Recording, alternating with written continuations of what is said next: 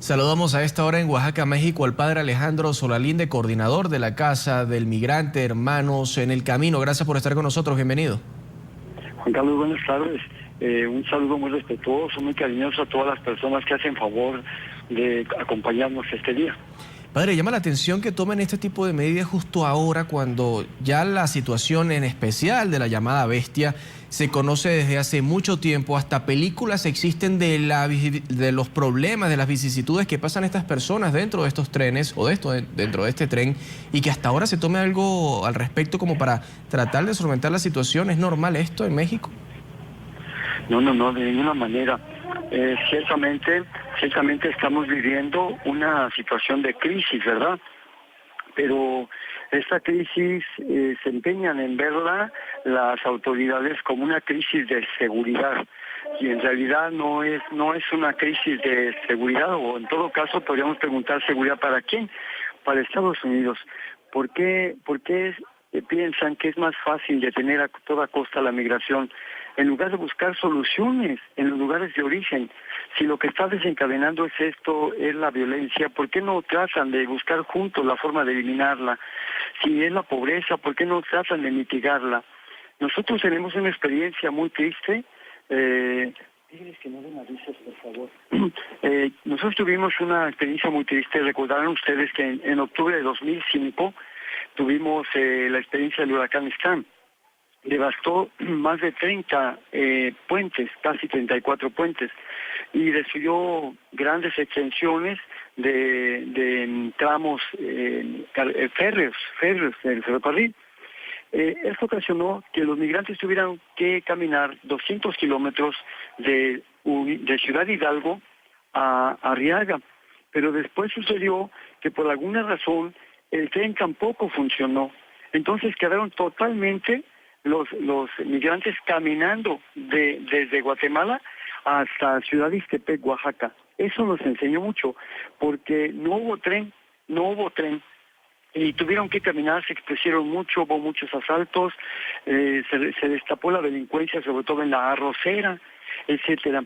Yo pienso que todas estas medidas son paliativos y no buscan una solución verdaderamente corresponsable a nivel regional, de que de una vez por todas busquen soluciones humanas y no estén jugando con la supuesta seguridad nacional que beneficia a Estados Unidos, pero que finalmente no va a funcionar tampoco, Juan Carlos, porque México no tiene la capacidad, como no la tiene Estados Unidos, de impedir el paso de la migración. No la tienen. Padre, ¿cuál sería la posible solución o las dos primeras posibles soluciones que aplicara bien sea a México o bien sea a los Estados Unidos para tratar de solventar esta venida de centroamericanos hacia Norteamérica?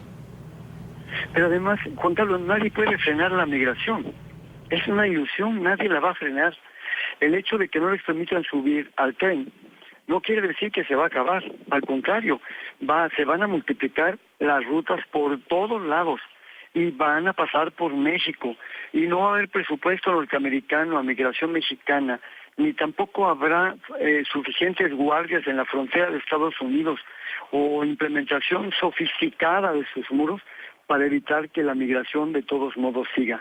Nadie la va a parar, ellos siguen llegando, eso sí, con un costo más grande económicamente hablando, pero también, hay que decirlo, también con más riesgos. Y esto es lo que no quisiéramos que sucediera. Más gente va a morir, claro que sí. ¿Se están engañando a sí mismos los gobiernos o solamente son medidas que buscan capitalizar votos y no perder popularidad en sus gobiernos?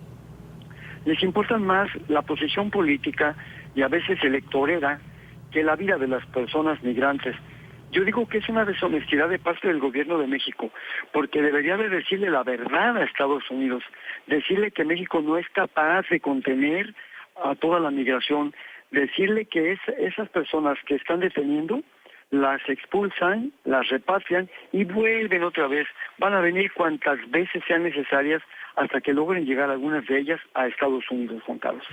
Padre, normalmente uno escucha a los gobiernos como el de Estados Unidos decir, tenemos algo de responsabilidad, pero no es nuestra culpa. Escuchamos a países centroamericanos o al propio México, Norteamérica, decir, es que somos tránsito o tampoco nosotros tenemos la culpa, nos hacen falta recursos. Pero ¿acaso esto con dinero y esas reuniones que se hacen en Puerto Rico, en República Dominicana, la última que se hizo del CELAC, se puede establecer en algún momento la posibilidad de darle soluciones tangibles a estos ciudadanos? ¿Centroamérica necesita dinero para mejorar la situación y que así no haya migración, por ejemplo? No, yo pienso que el dinero no es una solución. Es parte de la solución, pero lo más importante es pensar en el ser humano. Es pensar lo que está sucediendo. A ver, voy a poner un ejemplo. Honduras, sin ir más lejos. Honduras es un país que, quieran o no, tiene un estado fallido. Y es un caos ese país. ¿Por qué? Porque tiene 6 familias de origen árabe e italiano que son dueñas de toda la riqueza nacional. Y las que no, y lo que no son dueños también son las transnacionales, porque en realidad toda esa riqueza pertenece a todos menos al pueblo hondureño. Ante esa situación, más la violencia, más la presencia de los cárteles mexicanos, más el tráfico de drogas, tráfico de armas, la trata de personas, el éxodo más increíble de migrantes. Esto no se puede solucionar sino con la convergencia y la corresponsabilidad de los gobiernos de origen, de las familias más ricas y de la Iglesia. ¿Por qué? Porque si Estados Unidos da dinero a Honduras, por ejemplo, lo que va a hacer es aumentar el caudal de las 6 familias más ricas de Honduras. Pero no va a solucionar ni el problema de la seguridad dentro de Honduras, tampoco va a solucionar el problema del hambre, Juan Carlos, ¿me explico? Es un problema sistémico muy severo, es un problema sistémico y tenemos que asumirlo, no con paliativos, tenemos que darle cirugía mayor. ¿Y de qué manera, por ejemplo, pueden los hermanos en el camino dar solución, si es posible, o ayuda a esto, o mejorar tal vez la calidad de vida de estas personas que la arriesgan para buscar un sueño americano? Nosotros lo que podemos hacer es darles asistencia y ayuda integral, eso sí podemos dentro del albergue, pero ya estamos haciendo además incidencia política en foros nacionales e internacionales para visibilizar esa situación y buscar soluciones de fondo. Por eso hemos invitado a los gobiernos a que se junten, que platiquen, que busquen soluciones de fondo, a la academia, a la iglesia misma, a la iglesia católica. Hemos invitado, ¿verdad? Yo no soy, pues no tengo jerarquía católica, pero tengo experiencia de trabajar años con la gente acá abajo y me doy cuenta de lo que sí podría ayudar, porque además he platicado mucho con los lugares de origen de tanto Centroamérica, México como Estados Unidos.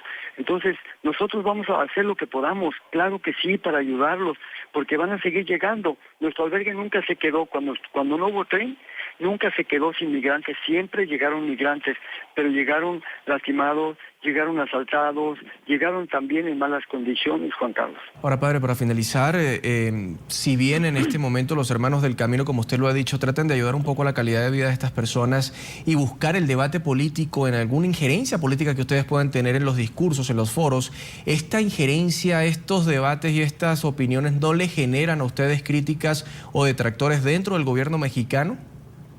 Por supuesto. Por ejemplo, ahorita a mí en Televisa, en TV Azteca estoy vetado. En muchos medios tampoco.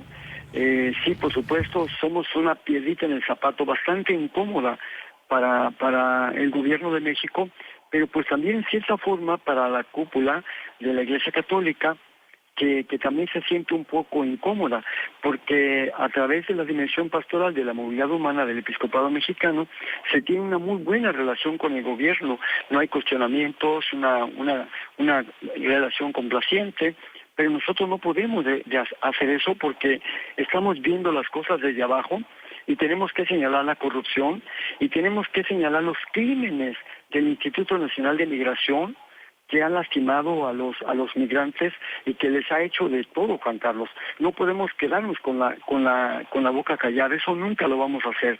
Y entonces esto incomoda al gobierno porque nosotros lo ponemos en mal, como es, ¿verdad?, en los foros nacionales e internacionales, pero presentamos pruebas, estamos señalando hechos, tenemos demasiadas pruebas documentadas, Juan Carlos. Brevemente y para finalizar, no puedo dejar de preguntar cuando me habla de la buena relación que puede tener la conferencia, que puede tener el Vaticano con el gobierno mexicano, y es ¿cuál es la posición del Papa Francisco ante esta situación? El Papa Francisco es una persona extraordinaria que ha mostrado una gran sensibilidad hacia los migrantes. Él entiende perfectamente el drama que viven y él ha tenido gestos muy definitorios de su actitud y de su actitud pastoral, yendo a Lampedusa y teniendo siempre en sus labios el problema de la migración. Él sabe perfectamente que en México los migrantes están sufriendo mucho y que necesita de veras el apoyo más decidido, más crítico, más comprometido de toda la iglesia en México, no nada más de una comisión, sino de toda la iglesia en México. Yo pienso que él está enterado y va a seguirse informando. Te anuncio, Juan Carlos, que en octubre, noviembre, por ahí así noviembre, vamos a hacer una caravana, la primera caravana de Europa.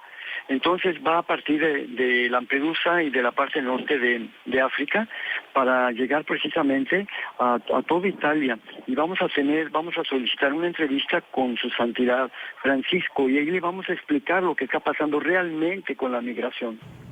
Muchísimas gracias al padre Alejandro Solalinde, coordinador de la Casa del Migrante Hermanos en el Camino.